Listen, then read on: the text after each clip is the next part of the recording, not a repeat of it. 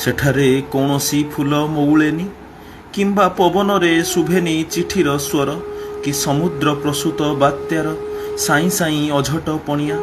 ସାରା ବ୍ରହ୍ମାଣ୍ଡକୁ ଧୋଇ ନେବ ପରା ଲାଗୁଥିବା ବର୍ଷା ନାହିଁ। କୁହୁଡ଼ି ଭିତରେ ଦେଖାଯାଏ ନାହିଁ ଆଉ ନ ଫେରିବା ଲୋକ ପରି ଦେଖାଯାଉଥିବା ନୀଳକଇଁ।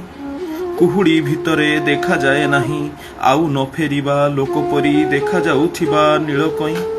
ଏବେ କେତେ ଦିନ ହେଲା ବେଶୀ ବେଶୀ ସ୍ପଷ୍ଟ ଭାବେ ମୋର ଅନ୍ତଃକରଣରୁ ଶୁଭୁଥିଲା, କିଏ ନ କହୁ ପଛକେ, କିଏ ନ କହୁ ପଛକେ ତୁ ବନ୍ଦୀ ଏ ଭବିଷ୍ୟତ ନଥିବା ନିବୁଜ ଅବସ୍ଥାରୁ। ଉଦ୍ବେଗ କି ଆକାଂକ୍ଷା ନଥିବା ଲୋକଙ୍କର ଗହଣରୁ ତୋର ପରିତ୍ରାଣ କାହିଁ?